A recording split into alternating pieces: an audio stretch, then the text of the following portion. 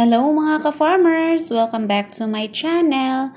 For today's video mga ka-farmers ay pag-uusapan po natin kung ano ang tamang pagpapakain sa mga palakihing baboy. So meron palang ganun mga ka-farmers no? Yes po, at ito ay importante dahil maaaring ikalugi natin ito kung mali ang ginawa nating tagapag-alaga. So dito mga ka-farmers, pure commercial feeds po ang pag-uusapan natin para di masyadong broad ang topic. Para sa ibang nakakaalam, naghahalo kasi kami ng darak sa pagkain ng aming mga fatteners, but gagawa na lang po ako ng separate na video po dyan mga ka-farmers. Aside sa pagpili ng magandang lahi ng baboy at magandang feeds mga ka-farmers, of course, may mga paraan din kung paano ang tamang pagpapakain para mabilis ang paglaki at pagbigat ng ating mga fatteners. Ito ay ang sumusunod mga ka-farmers. Ang una ay ang ad libitum feeding. Ito ay isang paraan kung saan ang mga alagang baboy ay palaging may available na pagkain sa paligid. Ang mga baboy ay mabilis lumaki, ngunit maaring kumapal ang taba at mas magastos sa pagkain mga ka-farmers.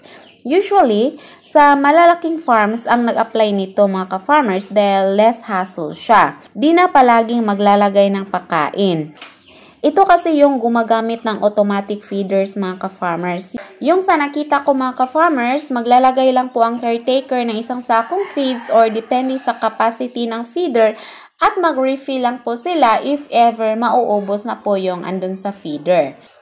So, ganyan po kaganda mga ka-farmers if mag-ad libitum feeding tayo. Yung problema lang ay mas magastos po siya sa feeds. Dahil yung isang sako niyan, if unlimited feeding tayo, lalo na kapag marami po yung baboy, isang araw lang din yan. Ang kasunod na paraan mga ka-farmers ay ang ditakal o restricted feeding. Ito ay isang paraan na kung saan ang dami ng pagkain ay batay sa edad, timbang at bilis ng paglaki ng baboy. Ang paraang ito ay mas matipid sa pagkain, hindi kumakapal ang taba, ngunit babagal ang paglaki. So ito po yung ginagamit namin na paraan mga ka-farmers dahil yung tinitingnan namin ay hindi siyang masyadong magastos sa pagkain. At so far, okay naman po yung paglaki at pagbigat ng aming mga baboy mga ka-farmers.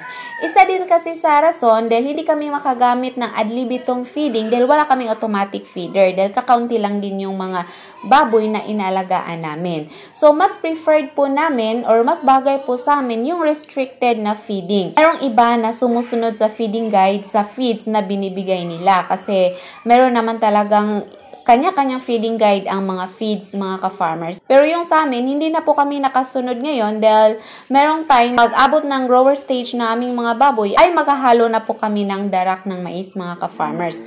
Pero, isa din to sa paraan namin. Restricted feeding po yung ginagawa namin, mga ka-farmers. Dahil mas makasave kami at kumikita lang din naman kami, mga ka-farmers, kahit papaano. Ang ikatlong paraan mga ka-farmers ay ang kombinasyon. Ito ay ang gumagamit ng ad libitum feeding at restricted feeding. Ito ay isang paraan na kung saan ad libitum feeding ang ginagamit hanggang 60 kilos ang timbang ng baboy at restricted feeding sa natitirang araw ng pagpapalaki.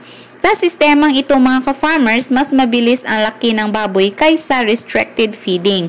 Mas manipis ang taba at mas matipid sa pagkain kaysa ad libitum feeding mga ka-farmers. So, ganyan din ang ibang tagapag-alaga mga ka-farmers. Combination po yung ginagawa nila. Yung iba, kapag ang mga biik ay nasa pre-starter to starter stage, ad libitum feeding po yung ginagawa nila dahil isa din yan sa technique daw na mas mabilis lumaki yung mga biik mga ka-farmers. Mas mabilis silang tataba at bibigat. So, ad libitum po yung ginagawa nila mga ka-farmers. Pero pag abot ng grower hanggang finisher, nag-restricted feeding na sila. So, siguro sa tagapag-alaga na yun mga ka-farmers, subok na nakikita sila. Ang disadvantage kasi ng ad libitum feeding mga ka-farmers, if ever from pre-starter stage to finisher stage, ad libitum po tayo, okay naman siya mga ka-farmers. Pero yung problema, what if bababa ang presyo ng live weight? tanong dyan, kikita pa ba tayo mga ka-farmers? Dahil for sure, ad libitum feeding tayo, mas marami po yung feeds na maibibigay natin or may papakain natin sa ating mga baboy before natin sila i-harvest.